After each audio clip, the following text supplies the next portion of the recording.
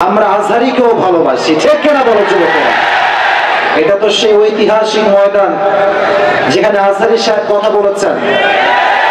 আমরা দেখেছি এই ময়দানে লক্ষ লক্ষ মানুষের ঢল নেমেছিল এবং এটা স্পষ্ট প্রমাণ করেছে এই দেশের মানুষ রক্তে মাংসেরা সবাই মুসলমান ঘরের সন্তান, এদের জাত পরিচয়েরা মুসলমান এবং এদেশের প্রত্যেকটা মানুষ ইসলামকে কোরআন থেকে ভালোবাসে।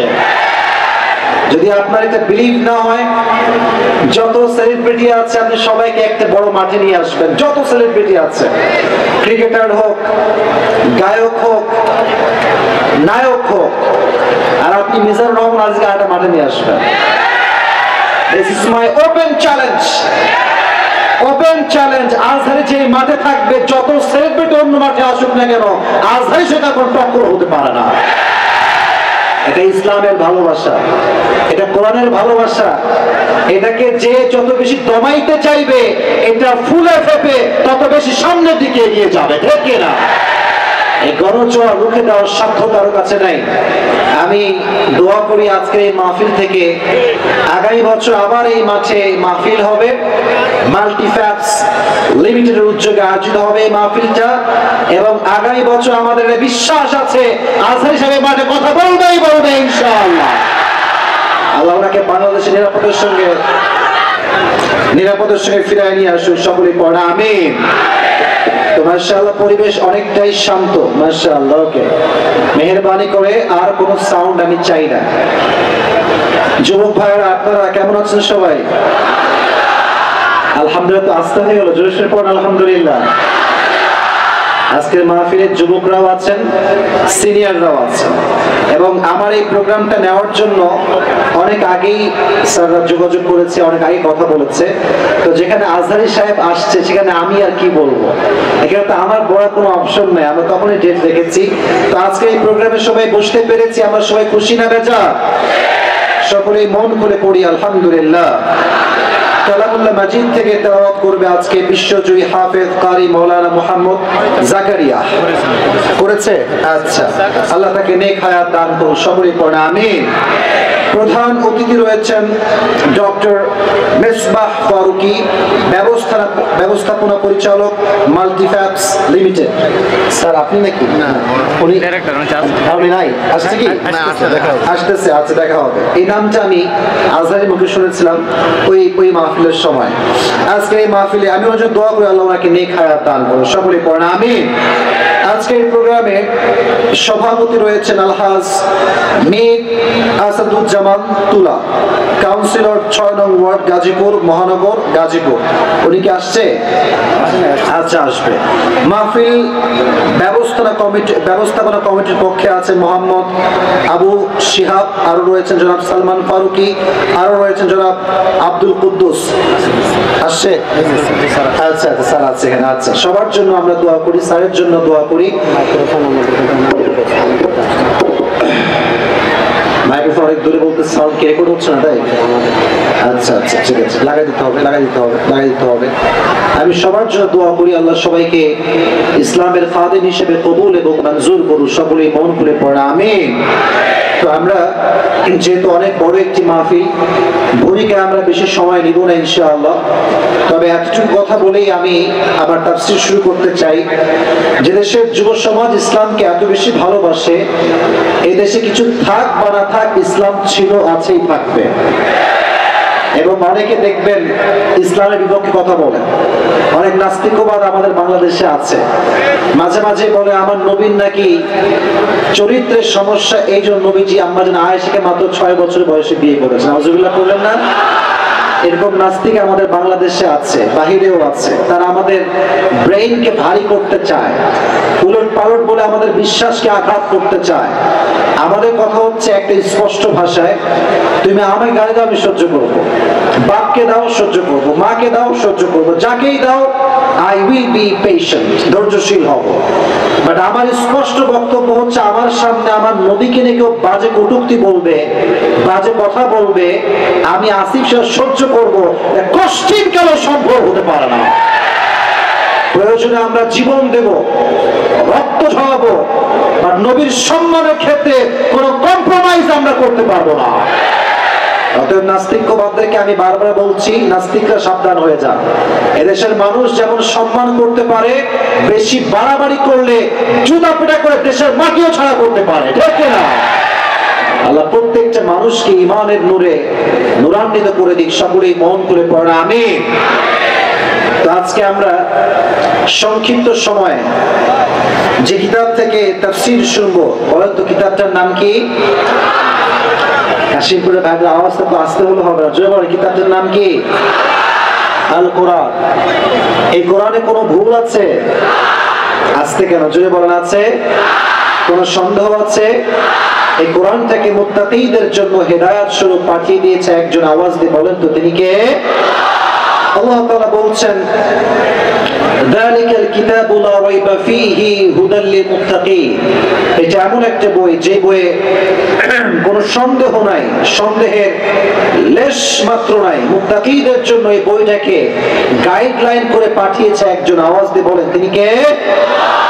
আচ্ছা, গাজীপুরের কাশিমপুরের ভাইরা আমাকে কিছু কথা জবাব দেন, একটু আনসার মি লাউডলি, ঠিক আছে? সাউন্ড থাকবে একদম উচ্চ কণ্ঠে, কারণ গাজীপুরের মানুষ কাপুরুষের সন্তান নয়, সব বীর পুরুষের সন্তান আমার সামনে বসে আছে। কোরআন যে পড়ে, যে মানে, যে বোঝে, তার ভাগ্যের চাকা কি বন্ধ হয়ে যায় না খুলে যায়? সে কি দুর্ভাগা হয়ে যায় না সৌভাগ্যবান হয়ে যায়? কিন্তু আমরা সবাই জানি যে মুসলমান হচ্ছে সৌভাগ্যবান জাতি, কিন্তু আমরা যা দেখতে পাচ্ছি সেটা হচ্ছে গোটা বিশ্বের প্রত্যেকটা প্রান্তে প্রান্তে একটা জাতি মার খায়। ফিলিস্তিনে আজকে লক্ষ লক্ষ মুসলিমদেরকে বোমা মেরে গুলি করে হত্যা করা হচ্ছে, এবং আমরা যারা আছি অনেকেই দেখবেন যখন ফিলিস্তিনে মুসলমানদেরকে মারা হয় তখন অনেক শায়েখরা চুপ থাকে, কোনো কথা বলতে চায় না। বা যখন হামাস মুসলমানদের পক্ষ নিয়ে যুদ্ধের ঘোষণা করে তখন শায়েখদের চুলকানি শুরু হয়ে যায়। আমাদের কথা হচ্ছে যারা ইসরায়েলের পক্ষ নিবে তারা কখনো প্রকৃত পক্ষের মুসলমান ঘরের সন্তান হতে পারে না। আমরা মুসলমানদের পক্ষের শক্তি হয়ে কাজ করব। যারা ফিলিস্তিনে মুসলমানদেরকে নির্বিচারে গুলি করে হত্যা করে, এদের বিরুদ্ধে আমরা জিহাদের ঘোষণা করতে চাই। যতদিন আমরা বেঁচে আছি মুসলমানদের ইজ্জত সম্মান রক্ষা করবার জন্য জীবন দিতে হলে আমরা জীবন দিতে প্রস্তুত আছি, চাই কিনা বলো যুবকরা? আল্লাহ আমাদের সবাইকে মুসলমানদের পক্ষ হয়ে ইসলামের জন্য কাজ করার তৌফিক দান করুন, সকলেই পড়া আমিন। তো আমাদের কপালটা পুড়ে গেছে কেন সৌভাগ্যবান জাতি হওয়ার পরেও? কারণ আমাদের ডেস্টিনি আমরা চেঞ্জ করে ফেলেছি, কপালটা আমরাই পুড়াই ফেলছি। আপনি খেয়াল করেন অনেক মেয়ে আছে বাংলাদেশে, আমি so sorry to say that, যেহেতু এটা আমার ভূমিকা, তাফসীর শুরু হয়নি তাই বলতেছি, তাফসীর শুরু হয়ে গেলে তো এটা বলা আমার সুযোগ হবে না। অনেক মেয়ে আছে দেখবেন মুসলমান ঘরেরই মেয়ে, বাট সারাদিন বাসার ভিতরে শুয়ে শুয়ে স্টার জলসা দেখে, মুভি দেখে, সিনেমা দেখে, নাটক সিনেমা দেখে তার মাইন্ডসেট চেঞ্জ হয়ে গিয়েছে। এখন রাস্তায় যখন বের হয় বোরকা পরে আর বের হতে মন চায় না, জিন্সের প্যান্ট আর টি শার্ট পরে ওপেনলি পাবলিক প্লেসে ঘুরে বেড়ায়। আর এই যে আমার এতগুলো যুবক ডানে বামে, thousand of young people here, মাশাআল্লাহ মাশাআল্লাহ, অনেক ভালো। এরা কিন্তু মনে প্রাণে অনেক ভালো মানুষ, কিন্তু যত সব মেয়ে উল্টাপাল্টা যখন করে এদের চরিত্র অটোমেটিক নষ্ট হয়ে যায়। একজন মেয়ে যখন রাস্তায় জিন্সের প্যান্ট পরে হাঁটে, টাইট ফিটিং যখন সে ড্রেস পরে হাঁটে, একজন চরিত্রবান যুবকের চোখটাও তখন নষ্ট হয়ে যায়, ঠিক না? তো অনেক মায়েরা বোনেরা আমাকে শুনছেন পর্দার আড়াল থেকে, সবাইকে আমি ভালোবাসি, সম্মান করি, রেসপেক্ট করি আমার মন থেকে, বাট মাথায় রাখবেন আপনার জন্য কোন যুবকের চরিত্র যদি নষ্ট হয়ে যায়, কিয়ামতের দিন আল্লাহ আপনাকে বিচারে কাঠগড়ায় দাঁড় করাবে। না গাজীপুরে তো বেপরদা মেয়েটে নাই মনে হয়? আরে ভাই বাপদের নাই নাই নাই, আছে আছে আছে আছে, বাবারে বাবা কি একটা ভাবসা বাহা। আর কিছু কিছু মেয়ে আছে দেখবেন বিটিএস ভক্ত, যে মেয়েরা বিটিএস ভক্ত এদের রুচিতে সমস্যা আছে, এটা রুচির ট্রিটমেন্ট করাতে হবে। সেদিন একটা ছোট্ট ভিডিও ক্লিপ দেখলাম ফেসবুকে, একজন মেয়ে বলতেছে যে আমি সেই পুরুষকে বিয়ে করব যার কোনো দাড়ি থাকবে না। নাউজুবিল্লাহ আসতে বললেন কেন আপনারা? তো তাকে বললো যে কেন আপনি এমন পুরুষ কেন বিয়ে করবেন যার মুখে দাড়ি নাই? বলছে আমার বিটিএস বড্ড ভালো লাগে। আমার মনে হয় বিটিএস পুরুষ না হিজড়া, এটা সন্দেহ আছে, আমি খুবই দুঃখিত বলার জন্য। আর যেই মেয়েরা সমস্ত বিটিএস এর ভক্ত, তাদের রক্তে মুনাফিকের রক্ত ঢুকে গিয়েছে। আল্লাহ এই জাতিকে সমস্ত ফিতনার থেকে হেফাজত করুন, সকলে পড়া আমিন। তো আমরা তিনটা তাকবীর দিয়ে আমাদের মূল আলোচনা বিষয় একটা বিষয়বস্তু দেওয়া হয়েছে আমি দেখতে পাচ্ছি, সেখান থেকে আমরা কথা বলবো। তিনটা তাকবীর দিবেন সবাই মিলে। আগে গলাটা একটু ঠিক করে নেন কাশি দিয়ে, সবাই একটা কাশি দেন। কে বেশি মাল ধরে কাশি দেন? এত বেশি লাগবে না, একটা দেন। আচ্ছা, এবার তাকবীর দেন। লিল্লাহি তাকবীর। আল কোরআনের আলো, আল হাদিসের আলো, কোরআন হাদিস যেখানে, আলেম ওলামা যেখানে, গাজীপুরবাসী যেখানে, আল্লাহ কবুল করুন, সকলে পড়া আমিন। আমাকে একটি নির্দিষ্ট বিষয় দেওয়া হয়েছে। আলোচনার বিষয়বস্তু হচ্ছে সূরা বাকারার শেষ তিনটি আয়াত 284, 85, 86। এই তিনটি আয়াত থেকে আমাকে আলোচনার বিষয়বস্তু দেওয়া হয়েছে। প্রিয় ভাইরা, তাফসীর যেহেতু শুরু করছি, আমি চাই আপনারা একটু আমাকে মনোযোগ দিয়ে শুনবেন। এই ওয়াজ যেন এমন না হয়ে যায় যে আমি ওয়াজ করলাম আর আপনারা সবাই কাঁপায় কাঁপায় বললেন ঠিক ঠিক সুবহানাল্লাহ। এটা মাহফিল না। মাহফিল হচ্ছে সেটা যেখান থেকে মানুষের জীবনটা পরিবর্তন হয়ে সে বাসায় ফিরে যাবে, ঠিক না? এবং এটার জন্য আমার ওয়াজের প্রত্যেকটা word you have to listen me with full concentration, একদম পরিপূর্ণ মনোযোগ দিয়ে শোনার ট্রাই করবেন। সূরা বাকারা 84, 85 এবং 86 নম্বর আয়াত থেকে আমাকে কথা বলতে বলা হয়েছে। সূরা বাকারার শেষ দুটি আয়াতের একটি ভিন্ন ফজিলত রয়েছে, একটা ভিন্ন মান রয়েছে, সম্মান রয়েছে। আল্লাহর হাবিব সাল্লাল্লাহু আলাইহি ওয়াসাল্লামকে একজন সাহাবী বলে, ইয়া রাসূলুল্লাহ, পুরো কোরআনের ভেতরে সবচেয়ে মর্যাদাপূর্ণ সূরার নামটা কি? তিনি বললেন সূরাতুল ইখলাস। ওই সাহাবী বলে, ইয়া রাসূলুল্লাহ, কোরআনের ভেতরে সবচেয়ে মর্যাদাপূর্ণ আয়াতের নামটা কি? উনি বললেন আয়াতুল কুরসি। এবার সেই সাহাবী বলল, ইয়া রাসূলুল্লাহ, কোরআনে এমন কোন আয়াত রয়েছে যে আয়াতটা পড়লে আপনি মনে করেন আপনিও লাভবান হবেন, আপনার উম্মত লাভবান হবে? কোন আয়াত রয়েছে? আল্লাহর হাবিব বললেন দুটি আয়াত রয়েছে যেটি পড়লে আমার উম্মত এবং আমরা সবাই লাভবান হব।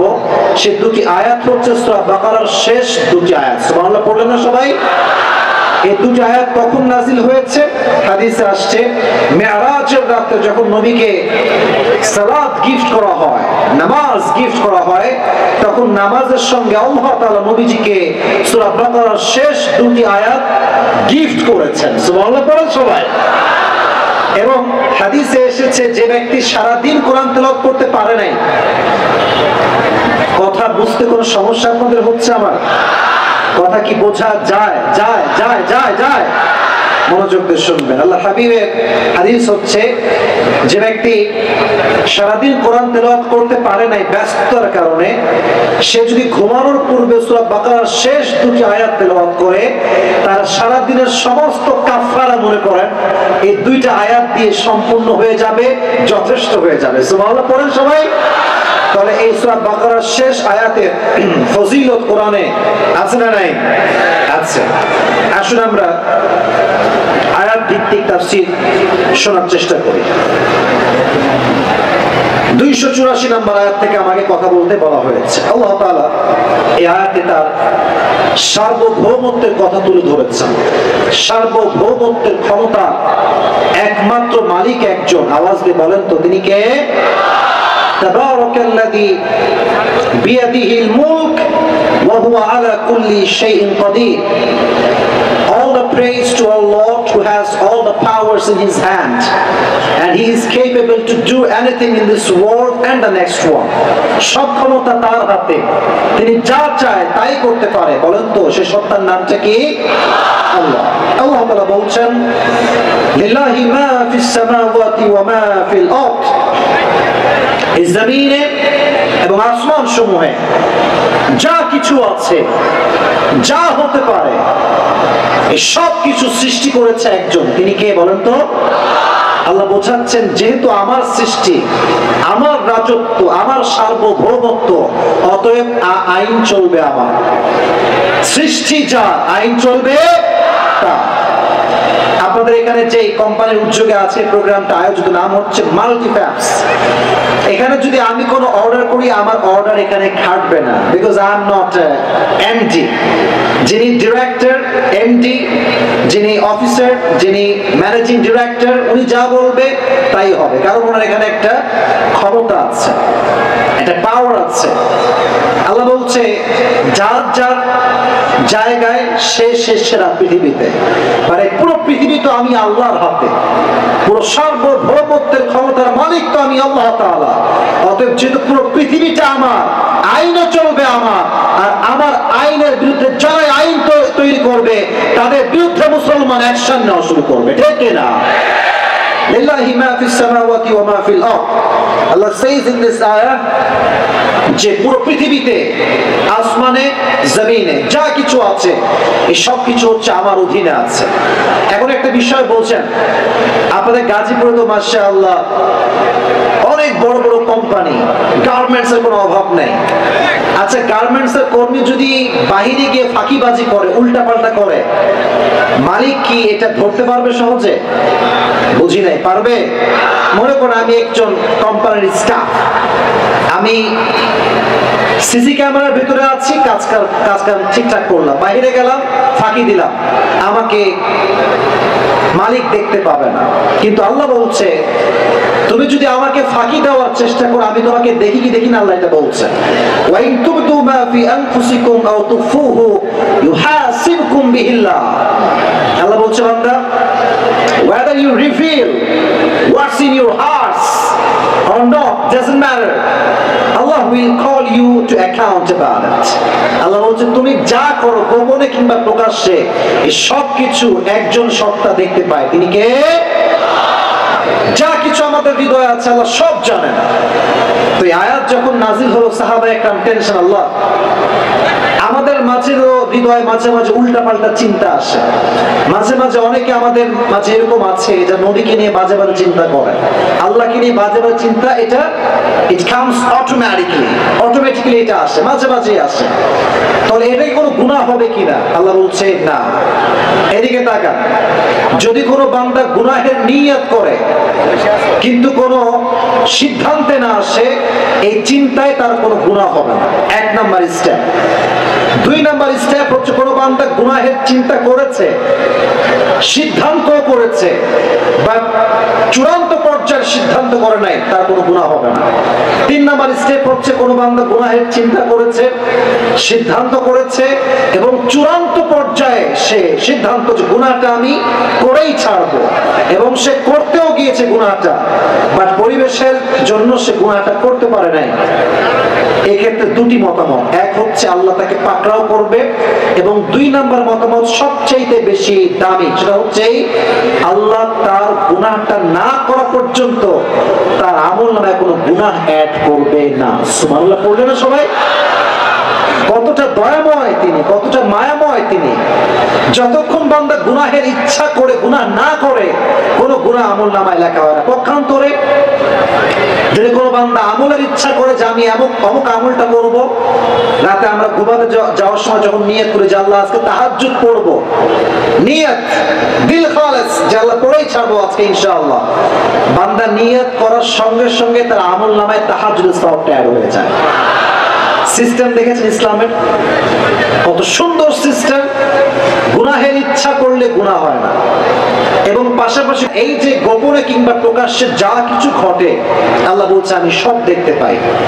এবং এটা যে বিশ্বাস করে সে হচ্ছে প্রকৃতপক্ষের মুত্তাকি।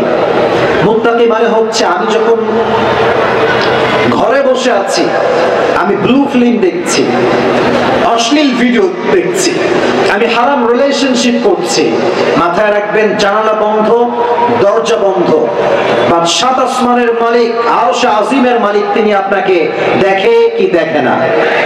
দেখে, এবং এটা যে বিশ্বাস করে সেই হচ্ছে প্রকৃতপক্ষের আল্লাহ ভীরু বান্দা। তাহলে এটা আমরা সবাই মনে প্রাণে বিশ্বাস করি। আমরা যত দুর্নীতি আমাদের দেশে করি না কেন, হয়তো আমাদেরকে কেউ ধরতে পারছে না, বাট সবাইকে মাথায় রাখতে হবে, কেউ না দেখলে দেখে একজন আওয়াজ দিয়ে বলেন তো তিনি কে? যাদের হৃদয়ে আছে আল্লাহর ভয়, তারা কভু পথ ভুলে যায় না। আল্লাহর প্রেম ছাড়া এই দুনিয়ায় কারো কাছে কোনো কিছু চায় না। ঠিক কিনা বলো যুবক ভাইরা? রাতের আধারে যারা সিজদাতে রয়, দু চোখের অশ্রুতে নদী যেন বয়।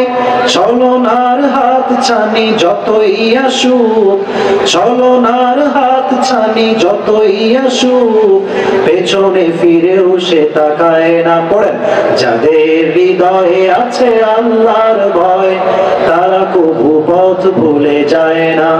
আল্লাহর প্রেম ছাড়া এই দুনিয়ায় কারো কাছে কোনো কিছু যায় না। ঠিক না যুবক ভাইরা? আল্লাহ আমাদেরকে দেখছেন, আল্লাহ এটাই বোঝালেন।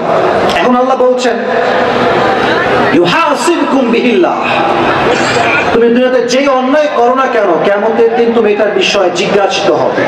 You will be asked about your deeds, whatever you have done in this dunya. তুমি যা করেছো সবকিছুর হিসাব হবে। فمن يعمل مثقال ذرة خيرا يره ومن يعمل مثقال ذرة شرا يره. The man who has done an atom's weight of good, he will see it, and the man who has done atom's weight of evil, he will see it. জাররা জাররা পরিমাণ যদি আপনি ভালো আমল করেন, আপনি দেখতে পাবেন। জাররা পরিমাণ গুনাহ করেন, শস্যের দানা পরিমাণ, এটা আপনার কিয়ামতের দিন আমলনামায় ওজন দেওয়া হবে। ফামান ইয়ামাল মিসকালা যাররাতিন খায়রান ইয়ারা ওয়া মান ইয়ামাল মিসকালা যাররাতিন শাররান ইয়ারা। আল্লাহ হিসাব করবেন। এই হিসাবের চিত্র কেমন হবে এবং এটার সিচুয়েশনটা কেমন হবে, আমি হাদিস থেকে কিছু কথা আপনাদের সামনে প্রেজেন্ট করতে চাই, উপস্থাপন করতে চাই। মাথায় রাখবেন, যখনই কিয়ামতের দিন কায়েম হয়ে যাবে, আল্লাহ দুটি গ্রুপ করবেন। প্রথম গ্রুপ হবে জান্নাতি, সেকেন্ড গ্রুপ হবে জাহান্নামী। ফারিকুম ফিল জান্নাতি ওয়া ফারিকুম ফিস সাঈর। One group will enter in the paradise and another group will enter in the hellfire. এক গ্রুপ যাবে জান্নাতে, আরেক গ্রুপ যাবে জাহান্নামে। যাদের জাহান্নামের ফয়সালা হয়ে যাবে, তাদের মাঝে একজন বান্দার কথা হাদিসে আসছে, তার আমলনামা হবে 50-50।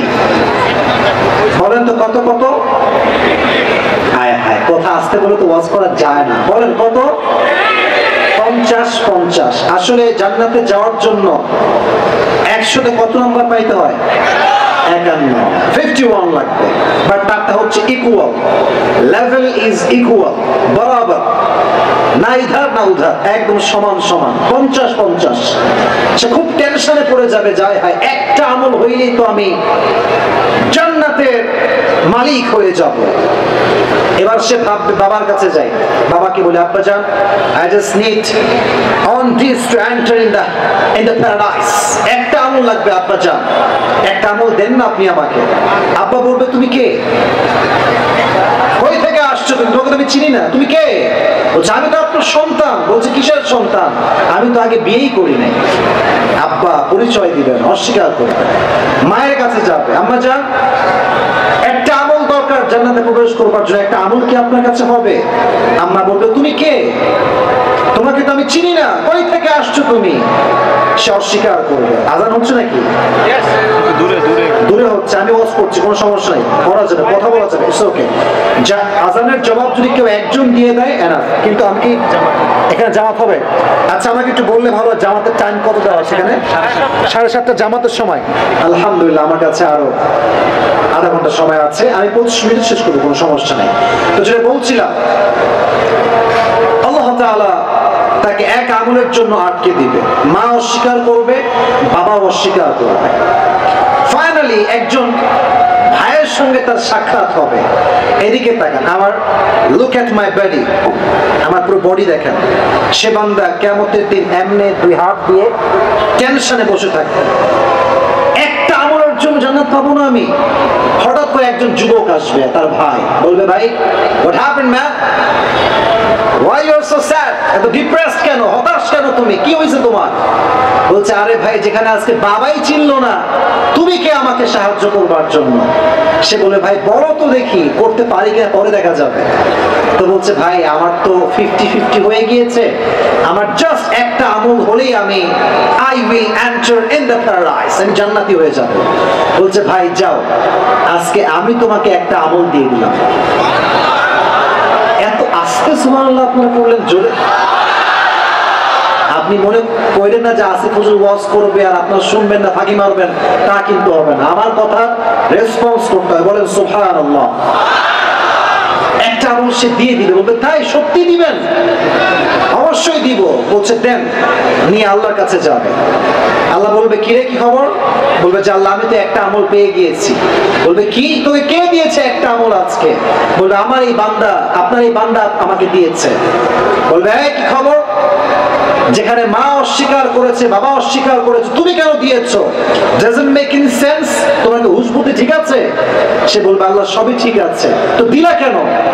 বলছে, আল্লাহ আমার কাছে আছেই মাত্র একটা আমল, whether I have it or not doesn't matter, I have just earned it, I cannot enter in the paradise, আমি তো জান্নাতি হব না, একটা মাত্র আমার কাছে আমল।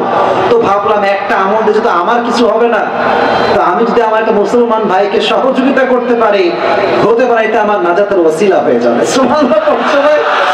আল্লাহ বলবে, ও আচ্ছা, তুমি আজকে আমার চাইতে বেশি রহমান হতে চাও, তুমি আজকে আমার চাইতে বেশি দয়াবান হতে চাও? নো নো নো নো, এটা হবে না, আমার চাইতে দয়াময় কেউ হতে পারবে না। আজকে তুমিও জান্নাতে যাও, তোমার যেই ভাই তোমাকে একটা আমল দিয়ে হেল্প করেছে, তাকে সত্যি তুমি জান্নাতে নিয়ে যাও। يحاسبكم به الله, আল্লাহ হিসাব করবেন, but that will be very easy for you if you are the real believers. যদি আপনি সত্যিকার অর্থে মুমিন হতে পারেন, আপনার হিসাবটাকে সহজ করে দিবে একজন, তিনি কে? আর একটা ছোট্ট সিচুয়েশন হাদিস থেকে শেয়ার করছি। একজন বান্দার আমলনামা ওজন দেওয়া হবে দুই পাশে, আমাকে দেখা যায় ডান পাল্লা বাম পাল্লা ওজন দেওয়া হবে। তো একবার এমন হবে, একবার এমন হবে, না উঠবে না নামবে, একবার এইভাবে up down up down up down করবে। তো তার রূহটা কাঁপতে থাকবে ভয়ে যে আমি আসলে জান্নাতি হব না জাহান্নামী।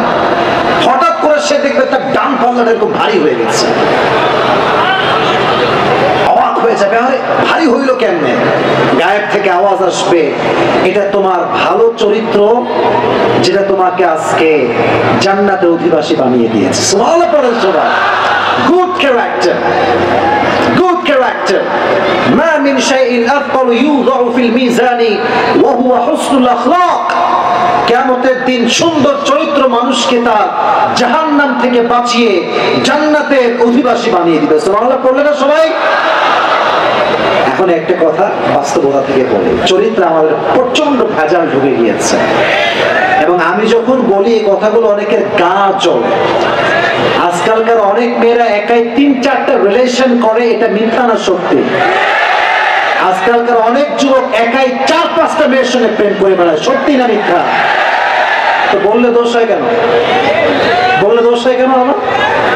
আমাকে গালি দিয়ে কোনো লাভ হবে না, আমাকে টিটকারি দিয়ে কোনো লাভ হবে না। কত ইজ্জু মান তাশা ওয়া তুদিল্লু মান তাশা, যারা আল্লাহ সম্মানিত করতে চায়, পৃথিবী কেউ তার সম্মানে আঘাত করবার কিছু করতে পারবে না, ঠিক কিনা ভাই? বাস্তবতায় কথা বলি ভাই, এটা বাস্তব কথা। তো চরিত্র আমাদের গেল কোথায়? হ্যাঁ, যে চরিত্র আমাকে কিয়ামতের দিন বাঁচাবে, চরিত্র খবরটা আমার একটু নেওয়া দরকার। তো আজকে বেশিরভাগ যুবকের চরিত্র নষ্ট হয়েছে একটা স্মার্টফোনের কারণে। একটা টিকটক ভিডিও বানানোর জন্য পুরো প্রতিবন্ধী হয়ে যায়, আর কিছু কিছু মেয়ে টিকটকে এমন এমন বাজে ভিডিও আপলোড দেয়, যুবকদের চরিত্র আখলাক সব নষ্ট হয়ে যায়। প্রিয় বোনেরা আমার, বোনেরা আমার, বোনেরা আমার, মাথায় রাখবেন, ये दिन नहीं है और भी दिन बाकी है, और भी दिन बाकी है। মাথায় রাখবেন, যখন আপনি মরে যাবেন আমার প্রিয় বোন, আপনি মরবেন কিন্তু টিকটকে আপনার ভিডিও কিন্তু থেকে যাবে। যত যুবক আপনার ভিডিও আপনার মৃত্যুর পরে দেখবে, প্রত্যেকটা কোটি জিনার গুনাহ আপনার কবরে অ্যাড হয়ে যাবে। ঠিক কিনা বলো যুবক ভাই? যদি আপনি কিয়ামতের দিন হিসাবকে সহজ করতে চান, চরিত্রকে হেফাজত করেন। আল্লাহ আমাদের সকলকে চরিত্র হেফাজত করবার তৌফিক দান করুন। সকলে মন খুলে পড়ুন আমিন। আল্লাহ বলছে ওয়াইন তুবদু মা ফি আনফুসিকুম আও তুফুহু ইউহাসিবকুম বিহিল্লাহ। যেহেতু আমার সময় খুবই কম ভাই, তাফসীরটা আমি লং করতে পারছি না। আল্লাহ বলছে আমি সবকিছুরই হিসাব নিব। বাট আল্লাহ একটা এক্সপ্লেনেশন দিচ্ছেন সেকেন্ড নেক্সট আয়াতে, ফায়াগফিরু লিমান ইয়াশা ওয়া ইউআযযিবু মান ইয়াশা। আল্লাহ বলছে যখন কোন বান্দা অনেক ভালো কাজ করে, তার প্রকৃত যেই প্রতিদান এটা আমি আল্লাহ দিতে পারবো, আর কেউ দিতে পারবে না। যদি কোনো বান্দা নেক আমল করে তার সব আমি আল্লাহ দিব, কোন মানুষ দিতে পারবে না। আর যদি কেউ অন্যায় করে, তার অন্যায়ের শাস্তি যতটুকু প্রাপ্য এটা দেওয়ার ক্ষমতা একজনের হাতে। আওয়াজ দিয়ে বলেন তো তিনি কে? আপনারা সবাই এরশাদ শিকদার, খুনি, ডাকাত, খুলনা নাম শুনছেন? শুনে নাই তো? শুনছেন আপনার নাম সবাই? আচ্ছা, সে মানুষটার ব্যাপারে খবরে আসছে, তাফসীরটা বোঝাবার সাথে এক্সাম্পলটা দিচ্ছি। সে প্রায় 100-র বেশি হত্যা করেছে, 100-র বেশি। তো পৃথিবীর যত আদালত আসুক না কেন, তার কোনো ইনসাফ ভিত্তিক বিচার কেউ করতে পারবে না। বেশির চেয়ে বেশি কি হবে? তাকে ফাঁসির রায় দিবে, এবং দিয়েছে, তার ফাঁসিও হয়েছে। সে মানুষ একা জান নিয়েছে 100 লোকেরও বেশি। তার বিপরীতে তাকে যদি হত্যা করা হয়, 100 লোকের জানের সমান কি তার একটা জান হবে? বুঝি নাই। হবে হবে হবে। শাস্তি দিয়ে কেউ কখনো ইনসাফ পরিপূর্ণ করতে পারে না। তো আল্লাহ বলছে ফায়াগফিরু লিমান ইয়াশা ওয়া ইউআযযিবু মান ইয়াশা। Allah forgives whoever he wills and he punishes whoever he wills. আল্লাহ যারে চায় তারে শাস্তি দেয়, যারে চায় তারে মাফ করে। সবকিছুর ক্ষমতা একজনের হাতে। তিনি কে? فيغفر لمن يشاء ويعذب من يشاء والله على كل شيء قدير। আল্লাহ বলছে আমি তোমার জন্য ক্ষমাশীল। কত ক্ষমাশীল? অপরাধ আল্লাহ তাআলা বলছেন قل يا عبادي الذين أسرفوا على أنفسهم لا تقنطوا من رحمة الله। আল্লাহ বলছেন নবী আপনার উম্মতদেরকে বলে দেন তারা যেন গুনাহ করে হতাশ না হয়ে যায়, টেনশন যেন তারা না করে। লা তাকনাতু মির রাহমাতিল্লাহ, আমার রহমত থেকে নিরাশ হয়ে যেও না। ইন্নাল্লাহা ইয়াগফিরু যুনুবা জামিআ, যখন কোন বান্দা অনুতপ্ত হয়ে রবের কাছে দুই হাত তুলে, তার চোখের পানি নাকের ডগায় আসার আগে আল্লাহ তার জীবনের সমস্ত গুনাহ খাতাকে মাফ করে দেয়। পড়েন সুবহানাল্লাহ। ইন্নাল্লাহা ইয়াগফিরু যুনুবা জামিআ, indeed and verily I will forgive all the sins of your life, whatever you have done in your past. তুমি যা করেছো খালি হাতটা তুলো আমার কাছে। তোমার হাত তুলতে দেরি হবে, আমি আল্লাহ ক্ষমা ঘোষণা করতে দেরি হবে না। সুবহানাল্লাহ। পড়ছো না? فيغفر لمن يشاء ويعذب من يشاء والله على كل شيء قدير। তো আয়াতের পুরো সার মর্ম কি ছিল আমি একটু জাস্ট ট্রান্সলেশন বলছি। লিল্লাহি মা ফিস সামাওয়াতি ওয়া মা ফিল আরদ। To Allah subhanahu wa ta'ala alone belongs whatever is in the heavens or whatever is on the earth. জমিনে এবং আসমানে পুরো সার্বভৌমত্বের ক্ষমতার মালিক হচ্ছে আল্লাহ তাআলা। সেকেন্ড আয়াতে আল্লাহ তাআলা বলছেন ওয়া ইন তুবদু মা ফি আনফুসিকুম আও তুফুহু ইউহাসিবকুম বিহিল্লাহ।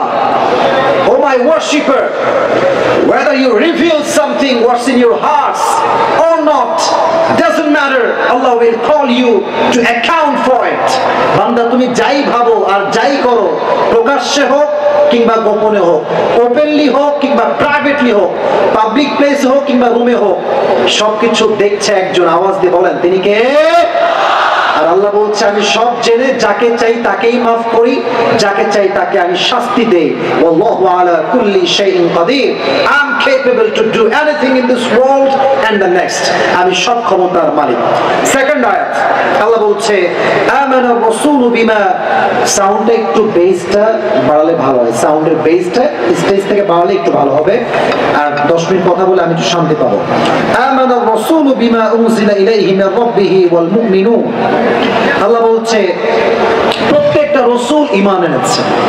বিমা উনজিলা ইলাইহি মির রাব্বিহি ওয়াল মুমিনুন, whatever he has been revealed to him from his Lord, আল্লাহ যা নাজিল করেছে প্রত্যেকটা নবীর হৃদয়ে তার উপরে বিশ্বাস ছিল কি ছিল না? শুধু নবীরা বিশ্বাস করেন, it's exactly not like that. আমরা বিশ্বাস করি, আমরা আল্লাহকে বিশ্বাস করি। ওয়া মালাইকাতিহি, we also believe in his angels. ওয়া কুতুবিহি, we believe in his books. ওয়া রুসুলিহি, we believe in his prophets. আমরা রাসূলকে বিশ্বাস করি, তার কিতাবকে বিশ্বাস করি, এবং আমরা আল্লাহ ফেরেশতাকে বিশ্বাস সবাই করি কি করি না? এটা ঈমানের কথা ভাই, জবান খুলে বলেন, করি কি করি না? আল্লাহ এটাই বলছেন, কুল্লুন আমানা বিল্লাহি ওয়া কুতুবিহি ওয়া রুসুলিহি লা নুফাররিকু বাইনা আহাদিন মির রুসুলিহি, এবং আমরা যত নবী এসেছে কারো মাঝে আমরা দ্বন্দ্ব তৈরি করি না। ওয়া ক্বালু সামি'না ওয়া আতা'না, এবং যারা মুমিন বিশ্বাসী তারা বলে আমরা শুনলাম মানলাম। এই স্লোগানটা সবার থেকে শুনতে চাই। মুমিনদের স্লোগান হচ্ছে শুনলাম, হায় হায় হায়। আবার বলছে, মুমিনদের স্লোগান হচ্ছে শুনলাম মানলাম। ওয়াকালু সামি'না ওয়া আতা'না। কাফেরদের স্লোগান হচ্ছে একদম ডিফারেন্ট। তারা বলে সামি'না ওয়া আসাইনা, শুনলাম মাশাআল্লাহ খুব ভালো, মানলাম না। এটা কাফেরদের স্লোগান। বাট আমার স্লোগান হচ্ছে আল্লাহ যা বলেছে, নবী যা বলেছে, ওয়া মা আতাকুমুর রাসূলু ফাখুযু ওয়া মা নাহাকুম আনহু ফান্তাহু, whatever he forbids abstain from it, whatever he brings with take it. আল্লাহর নবী যা দিয়েছে তা ধরো, যা ছাড়তে বলেছে তা ছাড়ো, তুমি হচ্ছে প্রকৃতপক্ষের মুমিন হয়ে যাও। সুবহানাল্লাহ বললেন না সবাই? لا نفرق بين أحد من رسله وقالوا سمعنا وأطعنا غفرانك ربنا وإليك المصير। এবার শেষ আয়াতে আল্লাহ বলছে, তোমরা বলো যে আল্লাহ তোমার কাছে আমরা ক্ষমা চাই এবং তুমি হচ্ছে আমাদের সবচেয়ে বড় সাহায্যকারী। এটা হচ্ছে সেকেন্ড আয়াত এবং তার ট্রান্সলেশন, লাস্ট আয়াত। এটা আমি তাফসীর করতে চাই শেষ মুহূর্তে, বাংলাদেশ তাকবীর দিয়ে মনোমাইন্ড একটু ফ্রেশ করতে চাই। সবাই একটু কাশি দেন। এবারে তাকবীর দেন সবাই মিলে, লিল্লাহি তাকবীর। হয়নি, এতগুলো মানুষ, হাজার হাজার মানুষ, এই সাউন্ড কি হয়? একটু জোরে সরে দেন না, লিল্লাহি তাকবীর। এমনি হাত তুলেন সবাই, লিল্লাহি তাকবীর। আল কোরআনের আলো, আল হাদিসের আলো, কোরআন হাদিস যেখানে, আলেম ওলামা যেখানে। আসুন শেষ আয়াতের তাফসীর শুনি। লা ইউকাল্লিফুল্লাহু নাফসান ইল্লা উসআহা। Allah does not require of any soul more than what it can afford. বান্দা যা করতে পারে তার আউট অফ ক্যাপাসিটি, তার সাধ্যের বাহিরে আল্লাহ কিছু তার চাপিয়ে দেয় না। উসআ এর অর্থ হচ্ছে প্রশস্ততা। মানে কি? প্রশস্ততা। আল্লাহ বললেন লা ইউকাল্লিফুল্লাহু নাফসান ইল্লা উসআহা। আল্লাহ কেন বললেন? আচ্ছা এদিকে তাকান তো আমার দিকে। প্রত্যেক দিন কয় ওয়াক্ত নামাজ ফরজ? কথা বলেন না তো আপনারা, বলেন তো কত ওয়াক্ত? 5 ওয়াক্ত। এটা কি আমাদের আযান নাকি? কয় ওয়াক্ত বলেন ভাইরা আমার? 5 ওয়াক্ত। আচ্ছা বলেন তো, প্রথমত যখন নামাজকে ফরজ করা হয়েছিল তখন ছিল কত ওয়াক্ত? 50 ওয়াক্ত।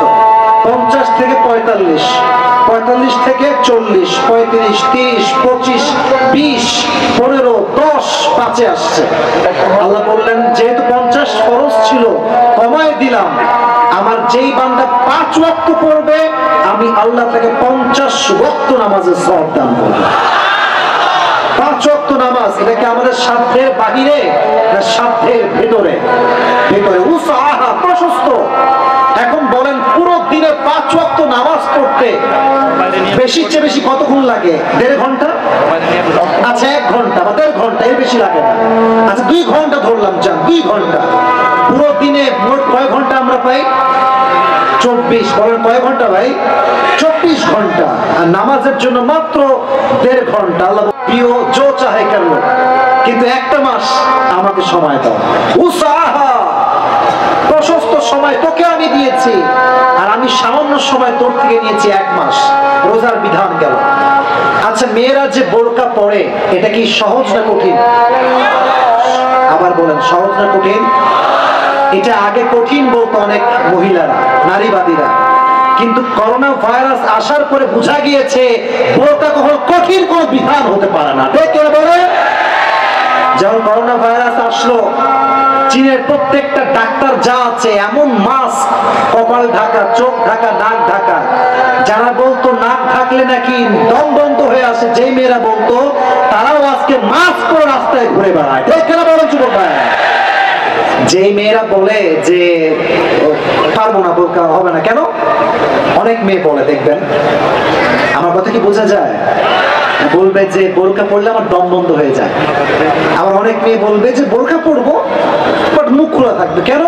বলছে এখানে হিজাব পড়লে নাকের নিঃশ্বাস আমি নিতে পারি না। বোন আমার, বোরকা পড়লে আপনার নিঃশ্বাস বন্ধ হয়ে যদি যায়, তাহলে মাস্ক পড়লে আপনার নিঃশ্বাস বন্ধ হয় না কেন? তো আস্তে ঠিক বললেন কেন আপনারা? উপরে ফিটফাট, ভেতরে সদর ঘাট। বোরকা পড়লে দম বন্ধ হয়ে যায় আর মাস্ক পড়লে দম বন্ধ হয়ে যায়, যায় না। এটা স্পষ্ট বাক্যই ছাড়া কিচ্ছু হতে পারে না। বোরকাকে বাদ দিয়ে মাইনাস করে আপনি বিপর্যয় ঘুরবেন, জান্নাতি হয়ে যাবেন, কনফার্ম জান্নাতি নেই हो सकता यार, ये नहीं हो सकता। আল্লাহ বলছে লা ইউকাল্লিফুল্লাহু নাফসান ইল্লা উসাহা, যা বিধান দিয়েছি সাধ্যের ভিতরে, সাধ্যের বাইরে কিছুই নয়। এবার বলেন ইসলাম এটা কি কঠিন না সহজ? ইউরিদুল্লাহু বিকুমুল ইউসরা ওয়া লা ইউরিদু বিকুমুল উসরা। আল্লাহ সবকিছু সহজ করেছেন, কাঠিন্যতা আল্লাহ চায় না, সবকিছু ইসলামে সহজ। এবং ইসলাম যে গোটা বিশ্বে একটা শ্রেষ্ঠ ধর্ম, এর সবচেয়ে বড় কারণ হচ্ছে ইসলাম মানা কঠিন না সহজ। সুবহানাল্লাহ বললেন আপনারা সবাই? কত সহজ আল্লাহর হাবিব বুঝিয়েছেন। একবার আল্লাহর হাবিবের কাছে একজন গ্রাম্য লোক আসছে উট নিয়ে মসজিদ নববীর ভেতরে, উনি নামাজ পড়ে বাহিরে বসে আছেন।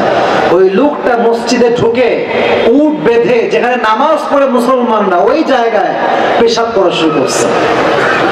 আমরা হইলে কি করতাম? যদি আপনাদের এই মসজিদে পেশাব করতে এসে মায়ের ঠ্যাং ভেঙে দিতাম। ঠিক না বলেন যুবক ভাইরা? সাহাবায়ে কেরাম খুব কি সাহস! মসজিদ নববীর ভিতরে পেশাব, কত বড় সাহস এই ছেলে! সবাই মারতে যাবে, খবরটা থামো, স্টপ, ওর গায়ে হাত তুলো না, থামো, ওরে করতে দাও, ওকে মন মতো পেশাব করতে দাও। ও মন মতো পেশাব করছে। পেশাব করে যখন আসবে বের হয়ে উট নিয়ে, নবীজি বলে এইদিকে আসো, তুমি কি করলা এটা? বলছে নবীজি আমি তো এই কাজ করছি। তো বলছে তুমি কোন জায়গায় করছো, তুমি জানো? বলছে না, তা তো জানি না। বলছে যে এটা তো আমাদের ইবাদত গাহ, এখানে তো আমরা নামাজ পড়ি, আমরা আমাদের স্রষ্টাকে ডাকি। তো বলছে আয় হায় হায়, তাদের ইবাদত গাহে আমি পেশাব করলাম আর আমার সাথে নরম আলাপ, তো সুন্দর কথা। বলছে আপনি কে? বলছে আমি হচ্ছি শেষ জামানার, আখির জামানার পয়গম্বর, আমি হচ্ছি শেষ নবী। তো বলছে আপনার দাওয়াত কি? বলছে আমার দাওয়াত হচ্ছে কালেমা, আল্লাহর উপর ঈমান আনা। বলছে যে মানুষের ব্যবহার এত সুন্দর, সে মানুষ আমার কালেমা পড়ায় দিলে আমি আজকে খুশি হয়ে যাবো। সুবহানাল্লাহ পড়ে সবাই। জায়গায় সে কালেমা পড়ে মুসলমান হয়ে গিয়েছে। সুবহানাল্লাহ পড়েন সবাই। তো নবী চাইলে তাকে আঘাত করতে পারতেন, তুমি কত বড় সাহস, তুমি মসজিদের ভিতরে পেশাব করো। না না না, আঘাত করেন নাই, কারণ ইসলাম এটা কাঠিন্যতা শেখায় না, ইসলাম শেখায় সহজ কেমনে করা যায়। ঠিক না বলো যুবক ভাই? ইসলাম হচ্ছে সহজ। আর একটা ছোট্ট হাদিস বলি। বিয়ের ক্ষেত্রে মোহর দেওয়া, এই যে সুন্নাহ আর ফরজ, ফরজ এটা কি বলেন? বলেন ফরজ। মোহর দেওয়া, ওয়াতুন নিসা আসদুকাতিহিন্না নিহলা, সন্তুষ্ট চিত্তে তোমার মোহর দিয়ে দাও। কিন্তু ট্রেন্ড চেঞ্জ হয়ে গিয়েছে, আজকে মোহর দেয় কম, যৌতুক খায় বেশি। যে পুরুষ যৌতুক খায় তার বইয়ের থেকে, সে পুরুষ নয়, সে হিজরার চাইতে বেশি অধম। দেখি না এত যুবক তোমরা এসেছো, খবরদার নিয়ত করো, বলো হুজুর, জোরে বলো যুবক ভাই, বলো হুজুর আমরা শপথ করছি যখন আমরা বিয়ে করব আমরা এক পয়সা যৌতুক খাবো না, বলেন ইনশাআল্লাহ। আরে বেটা তুমি পারলে দিবা বেশি, দেওয়ার বেলা তুমি হবে 100, নেওয়ার বেলা আমি কিচ্ছু নিব না, ঠিক কিনা বলেন? ব্যক্তিত্ববোধ বজায় রেখে চলবা, পার্সোনালিটি বিলং করে এরকম। হ্যাঁ, একদিন পর ফ্রিজ লাগবে, বাইক লাগবে, ছাড়ছাড়া কোথাকার, ফালতু কোথাকার, ব্যক্তিত্ববোধ নাই, ঠিক কিনা বলেন যুবক ভাই? মোহর দেওয়া ফরজ। বাট একটা হাদিস বলে শেষ করব। এক সাহাবী বলছে, ইয়া রাসূলুল্লাহ বিয়ে করতে চাই। নবীজি বলছে মোহর আছে? বলছেন না। তা বিয়ে করবা কেমনে? বলছে হুজুর বয়স তো বসে থাকে না, বয়স তো বহু হয়ে গেছে। বলছে তাই নাকি? ও তাও ঠিক। আরেকজন মহিলা সাহাবীকে দেখেছে, বলছে আপনার জন্য একজন উত্তম পাত্র আছে, আপনি বিয়ে করবেন? বলছে হ্যাঁ করব। বলছে আপনি কোরআন পড়তে পারেন? মেয়েটাকে বলছে আপনি কোরআন পড়তে পারেন? বলছেন না। তুমি পড়তে পারো? ছেলে বলছে আমি পারি। তো বলছে তোমাদেরকে বিয়ে আমি করাই দেই, তুমি যেহেতু কোরআন পড়তে পারো না, তোমার স্বামী তোমায় কোরআন শিখাই দিবে বিয়ের পরে, এটাই তোমাদের বিয়ের মোহর। সহজ। আজকালকার বাবারা যখন বিয়ের সময় আসে, ছেলে যখন মেয়েকে বিয়ে দেওয়ার মানে প্রস্তাব নিয়ে আসে, কখনো বলে না যে বাবা নামাজ পড়ো কিনা, দাড়ি কোথায়, টুপি কোথায়। No no no, the first question is बेटा तुम कितने पैसे कमाते हो पहले ये बताओ। মানে টাকা থাকলে, কিছু কিছু বাবা আছে টাকলার সঙ্গে কিন্তু এক মুহূর্তে যাব। সেটা একটা মাহফিলে একটা কথা বলেছিলাম, এক যুবক এক মুরব্বীকে বলছে আব্বাজান ইয়ে আপনি क्या कर दिया, কি করলেন এটা, এত সুন্দরী মেয়েটাকে আপনি কার সঙ্গে বিয়ে দিলেন? इसके सर पे तो बाल नहीं है, মাথায় তো চুল নাই। আব্বা একটা মারাত্মক জবাব দিয়েছে, সময় খুবই সংক্ষেপ, বেশি সময় নেই। আব্বা বলছে বেটা सर पे बाल नहीं है तो क्या हुआ, जेब में माल तो है ना। তার মানে কিছু কিছু বাবা আছে টাকা থাকলে টাকলা কিনা এটা কোনো পরোয়া তারা করে না, ঠিক কিনা বল? না না, ফাফর বিদাতি দ্বীনি তারিবাত ইয়াদাক। Become successful by selecting the one who has religion, character and conduct. যার চরিত্র ভালো তাকে আপনি বিয়ে করবেন, আপনার পুরো জীবনটা সফলতার চূড়ান্ত পর্যায়ে পৌঁছে যাবে, ঠিক কিনা? তো বিয়ের ক্ষেত্রে মোহরটা হচ্ছে ফরজ। ইসলাম বলছে না থাকলে ভিন্ন ব্যবস্থা আছে, সহজ করেন। মোহর যত কম হবে সহজ হবে, বিয়ে তত সহজ হবে। বিয়ে যত সহজ হবে জেনার সংখ্যা কমে যাবে, হালালের সংখ্যা বেড়ে যাবে, ঠিক কিনা? লা ইকাল্লিফুল্লাহু নাফসান ইল্লা উসাহা। আল্লাহ সাধ্যের বাইরে কোনো কাজ বান্দাকে দিয়ে করায় না। লাহা মা কাসাবাত ওয়া আলাইহা মা ইকতাসাবাত। যে যেমন আমল করবে সে তেমন তার ফলাফল পাবে। কেউ যদি ভালো কাজ করে, অল দা কোন সমস্যা ওদিকে প্লিজ আওয়াজ করবেন না, বাঁশি দিলে আবার মনোমান নষ্ট হচ্ছে। লাহা মা কাসাবাত ওয়া আলাইহা মা ইকতাসাবাত। আমি যদি ভালো কাজ করি আমি তার সওয়াব পাবো, আমি যদি খারাপ কাজ করি আমি তার প্রতিদান পাবো। এটা হচ্ছে আয়াতের ট্রান্সলেশন। আল্লাহ বলছে দোয়া করো আমার কাছে, দোয়া শেখাচ্ছে, দোয়াটাই হচ্ছে শেষ কথা। রব্বানা লা তুআখিযনা ইন নাসিনা আও আখতানা।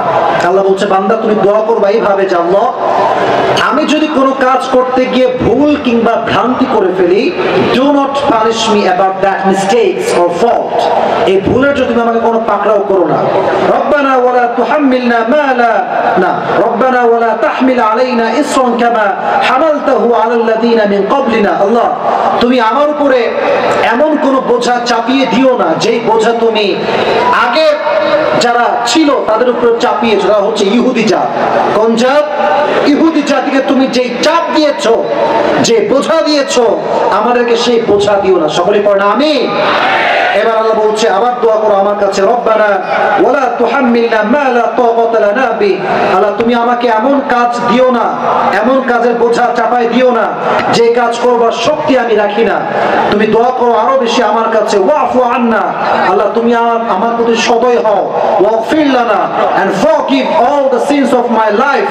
আল্লাহ তুমি আমাকে maaf করো, ওয়ারহামনা and have mercy upon us। আমাদের সবাইকে তুমি রহম করো। আনতা মাওলানা ফানসুরনা আলাল কওমিল কাফিরিন। আল্লাহ তুমি তো আমাদের স্রষ্টা, তুমি তো আমাদের মাবুদ, তুমি তো আমাদের মালিক। ফানসুরনা আলাল কওমিল কাফিরিন। Grant us the victory over the disbelieving people, তুমি আমাদের সবাইকে কাফের শক্তিদের উপরে বিজয়ী সৈনিক হিসেবে কবুল করো। আমিন। আল্লাহ আমাদের সবাইকে যতটুকু বলেছি, যা যা বলেছি, সবাইকে সেই অনুযায়ী আমল করার তৌফিক দান করুন। সকলে মন খুলে পড়া আমিন। আমিন আমিন আমিন। বসুন বসুন বসুন বসুন বসুন। আমার সময় শেষ, আমি জানি। ছোট্ট একটা কথা বলছি, এশার পর আপনাকে আর বয়ান করার জন্য অনুরোধ করা। এশার পর আবার বয়ান করিস দিস? আমাকে তো এশার আগ পর্যন্ত বয়ান করতে বলা হয়েছে ভাই। তা আমাকে আগে বলতেন, তো তাফসীর তো সংক্ষেপ করতাম না। দেখে দিচ্ছি।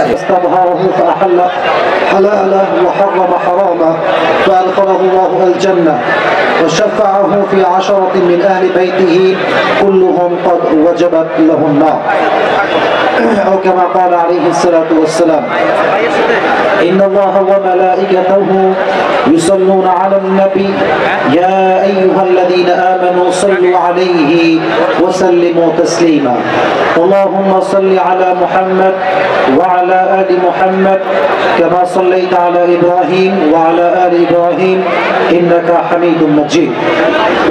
আল্লাহর কাছে লাখো কোটি শুকরিয়া যে আল্লাহ তাআলা আমাদের সবাইকে ইশারের নামাজের পরে আবারও সেই দিনের প্রোগ্রামে বসার সুযোগ দিয়েছেন। আমরা সকলেই মন খুলে পড়ি আলহামদুলিল্লাহ। আমার ওয়াজ যে বিষয়ে আমি তাফসীর করছিলাম সেটি আমি ইতি টেনেছি এই জন্য, যেহেতু আর আমাদের সময় হয়ে গিয়েছিল। স্লিপে লেখা ছিল ইশারার পরে কিছু কথা বলতে হবে, এটা আমি করি নাই। তো যেহেতু তাফসীর একটি নির্দিষ্ট বিষয়ে আমি কথা বলেছি, সেটি শেষ হয়েছে, অতএব সেই বিষয়ে আমি কথা বলতে চাই না।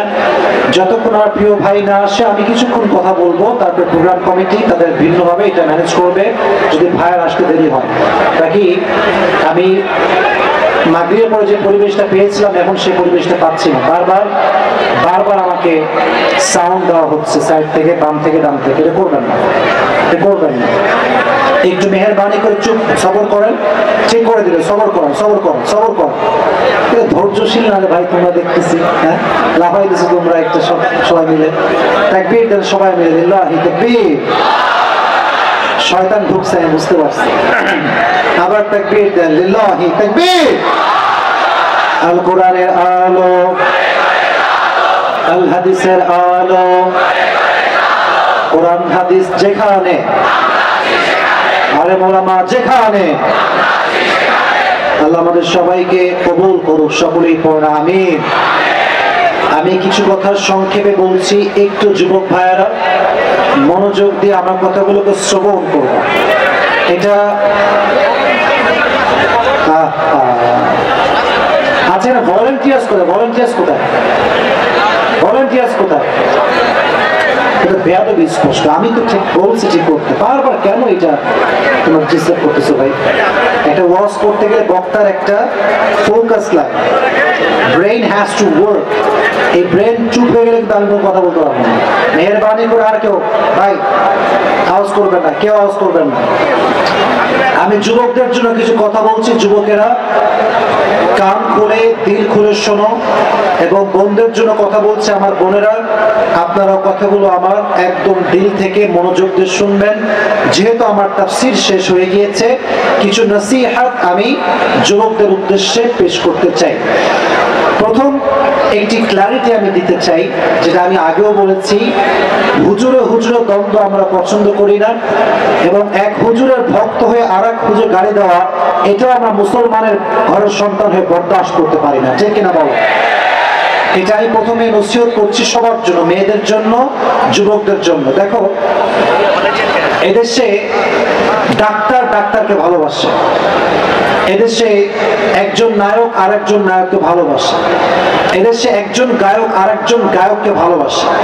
বাট আমরা হুজুররা এতটা নোংরা বড় মাইন্ডের হয়ে গিয়েছি, আজকে স্টেজে উঠলে, সামনে কয়েকটা ক্যামেরা পেলে, আর লাইট প্যান্ডেল দেখলে, যুবকদের ঢল দেখলে, এক হুজুর আর এক হুজুরকে বাস দিতে পারলে খুব খুশি হয়, খুব খুশি, একেবারে কঠিন খুশি, মানে একদম পুরো বিশ্ব জয় করে ফেলেছে সে। এবং আমি বড্ড অবাক হয়ে যাই, আমি বড্ড অবাক হয়ে বিষয়গুলো দেখে। আমাদের যে ভাইগুলো আমাদেরকে সামনে আসলে নম নম করে, জড়ায় ধরে, ভালোবাসা দেয়, সেই ভাইগুলো আবার মাইক পেলে আমাদের নামে বদনাম করতে এক পয়সা চুল পরিমাণ ছাড় দেয় না। বড্ড মুনাফিকি পরিচয় দেখে আমি বড্ড অবাক হয়ে যাই। আমার আব্বা যিনি আছেন, সেদিন তিনি আমাকে বলছে, আব্বা এই যে তুমি সবাইরে ভালোবাসো, তুমি সবার জন্য দোয়া করো, সবার নাম বলো, কিন্তু তোমার তো কেউ ছাড় দিতে চায় না, যেই সুযোগ পায় তোমার বদনাম করো। তা আমি আব্বাকে একটা কথাই বললাম, এই রিসেন্টলি 2-3 দিন আগের কথা হবে। তা আমি আব্বাকে বললাম, আব্বা আমার নামে এমনও কিছু লোক মাইকে বাজে বাজে কথা বলেছে, যাদের জন্য আমি তাহাজ্জুদের জায়নামাজে দোয়া করেছি, আমার মা দোয়া করেছে, বোন দোয়া করেছে, বাবাও দোয়া করেছে। এমন লোক যদি আমার বিরুদ্ধে কথা বলে, গালিগালাজ করে, বাজে ভাষায় কটূক্তি করে, তখন মুসলমান হিসেবে কলিজার ভেতরটা ভেঙে চুরে চূর্ণ বিচূর্ণ হয়ে যায়। আফসোস এটার জন্য হয় না যে আমি বড্ড দোষী হয়ে গেছি, বড্ড খারাপ।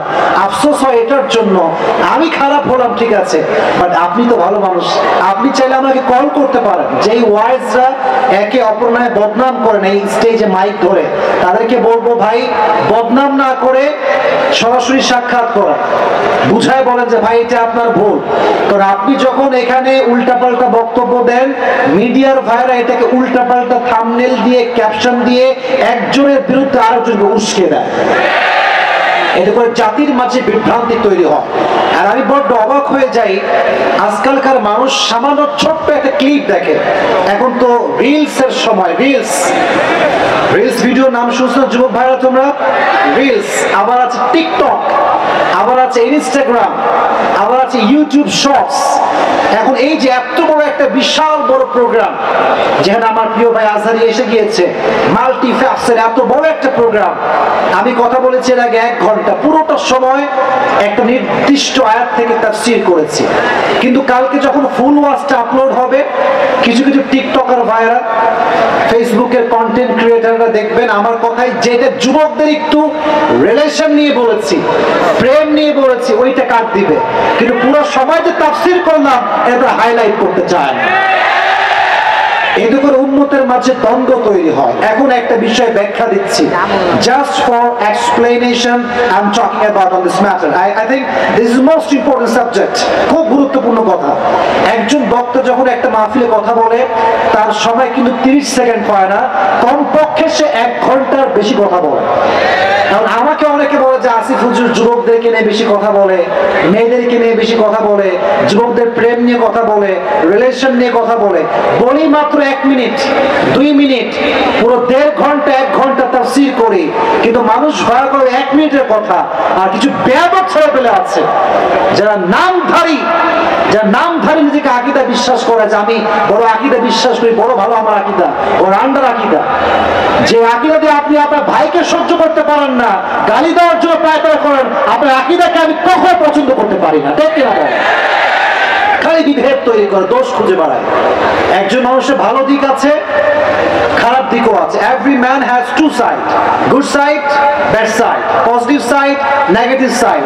আপনার কাউকে ভালো না লাগতে পারে। এখন আমি দেখছি বিভিন্ন বক্তা ভাইয়েরা একজনের বিরুদ্ধে কথা বলার জন্য কন্টেন্ট তৈরি করে। কন্টেন্ট কি? কন্টেন্ট, অমুকে এটা কেন বললো, কন্টেন্ট বানাও, অমুক করে কেন বললো, কন্টেন্ট বানাও। আর যে যার বিরুদ্ধে কথা বলে সে ভাইরাল। কথা আস্তে, কথা জোরে বলুন, আমার কথা ঠিক আছে? আর আজকালকার বাংলাদেশে বড় বক্তা হওয়ার জন্য ইলমের দরকার হয় না, যোগ্যতার দরকার হয় না। কয়েকটা ভিডিও মিলিয়ন ক্রস করলেই দাওয়াতের কোনো অভাব আপনার হবে না। আর এদেশে যোগ্য আলেমের চাইতে ভাইরাল বক্তার দাম বেশি, এলেমের দাম নাই। আমি নিজে দেখেছি আমার উস্তাদ যারা আছে, কি ইলম, কি গভীরতা, কি কথা, কি সুন্দর দরস তারা দেয়। কিন্তু যখন কোন জায়গায় তাফসীর প্রোগ্রামে যায়, লোক আসে না, কমিটি মূল্য দেয় না। আর কমিটিও বড় মারাত্মক। কমিটি প্রথমে টার্গেট করে কোন বক্তার ইউটিউবে সবচেয়ে ভিউ বেশি, কার কত ফলোয়ার্স আছে, এটা দিয়ে মানুষকে জাস্টিফাই করা যায় না।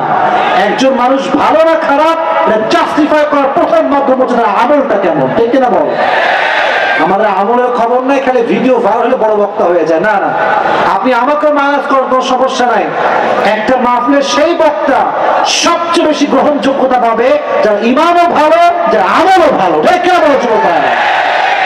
একে অপরের বিরুদ্ধে বিশুদ্ধার করবেন না। আর আমি একটা সত্য কথা আজকে বলছি, যেটা আমি কখনো বলি নাই। এখানে অনেক মিডিয়ার ভাইরা আছেন, ফেসবুকে আমার শত শত পেজ ব্লক করা আছে, একদম সোজা ব্লক করে দিয়েছি। কারণ আমি আসিফের মনোমাইন্ড খুবই পরিষ্কার, একদম to be honest with you. আমার মনে বিন্দু মাত্র খোদার কসম কারোর জন্য চুল পরিমাণ কোনো হিংসা না। আচ্ছা গাজীপুরের কাশিমপুরের ভাইরা, আসিফ হুজুরের এমন কোন ওয়াজ কি কখনো আপনার সামনে এসেছে যে ওয়াজে আসিফ হুজুর আর এক হুজুরে গালি দিয়েছে? সত্যি বলবেন? আমি শুনে আসছে আসছে আসছে আসছে আজীবনে আসবে না। Challenge, this is my open challenge. কেন আসবে না? কারণ আমি এটা খুব বুঝে গিয়েছি, বদনাম করে নয়, ভালোবাসা দিয়ে গোটা বিশ্বকে জয় করতে হয়। আপনারা সবাই মাওলানা তারিক জামিলের নাম শুনেছেন? Top famous scholar from Pakistan, broad-minded personality belong করে। উনি বারবার বলেন যে তুমি যখন ইব্রাহিমকে আগুনে ফেলা হয়েছিল, কবুতর সামান্য একটু পানি নিয়ে এসে বারবার আগুনে ফেলছিল।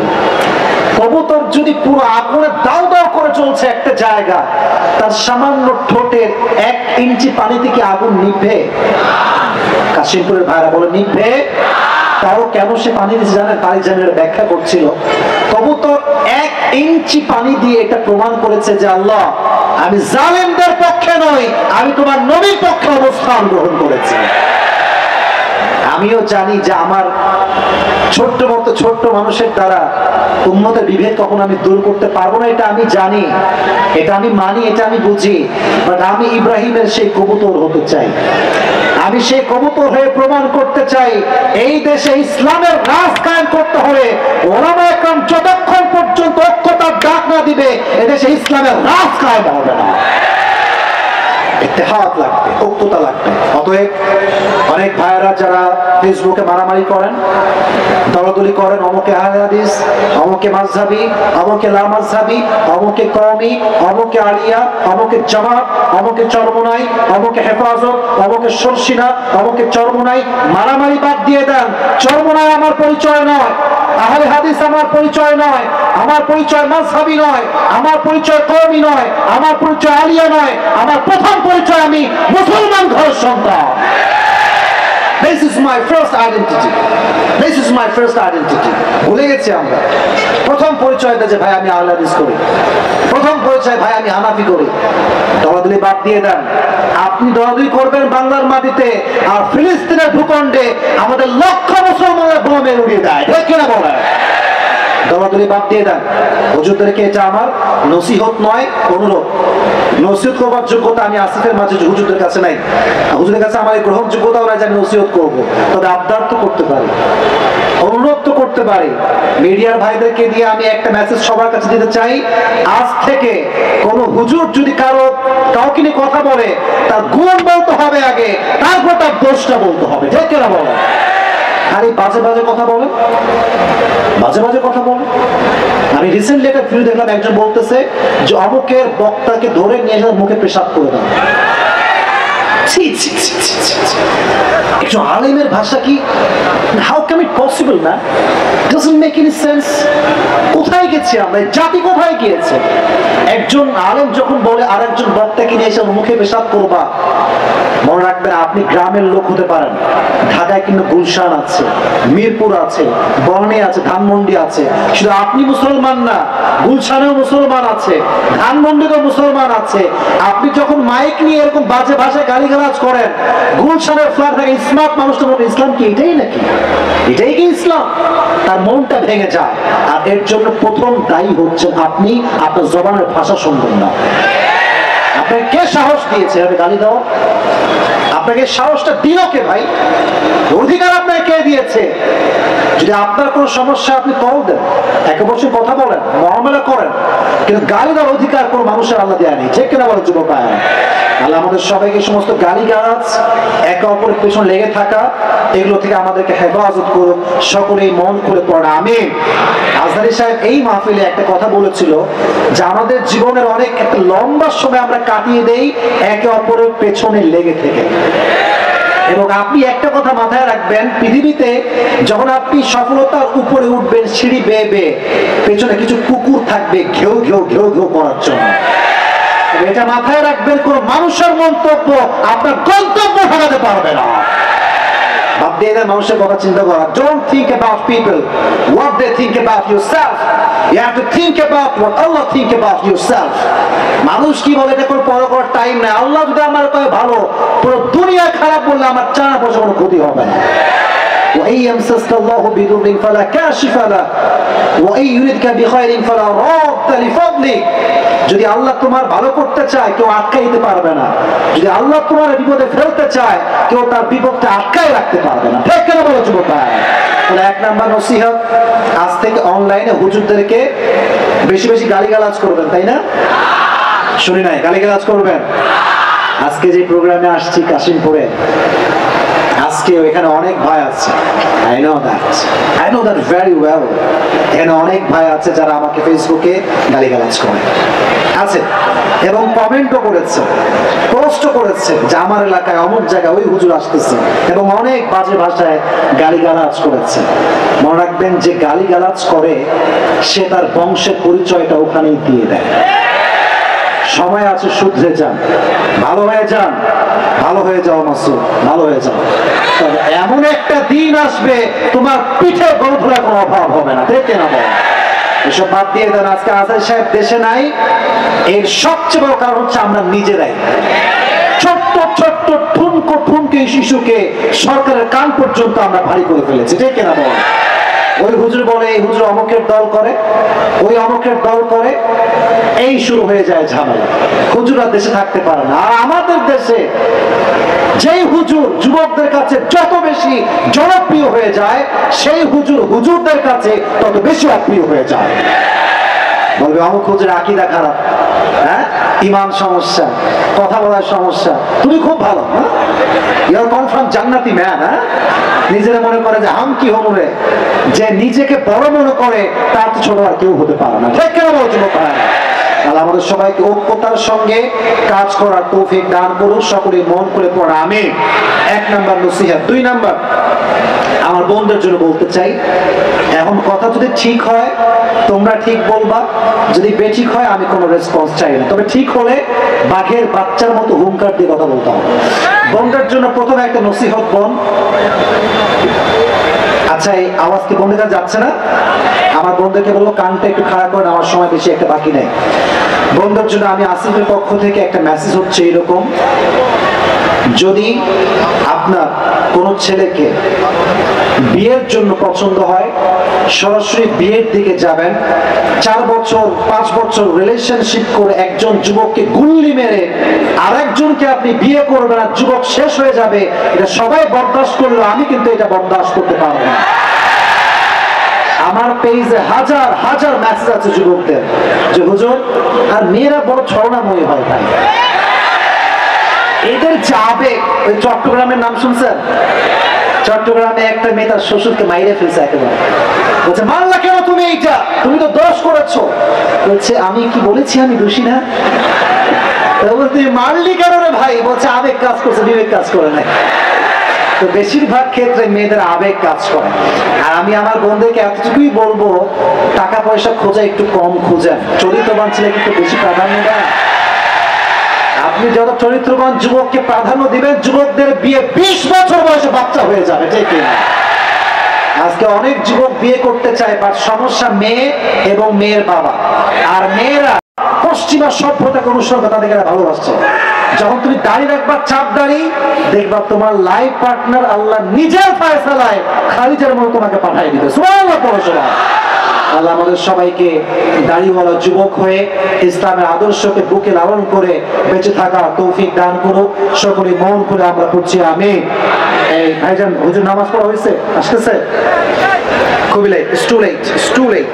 8:30 বেজে গেছে, 8:30 বেজে গেছে। আচ্ছা ঠিক আছে, আমি যতটুকু বলেছি, কয়টা নসিহত পেশ করেছি বলুন দেখিস? কয়টা? জোরে বলেন কয়টা? এক হচ্ছে কে বলতে পারে দেখি তো?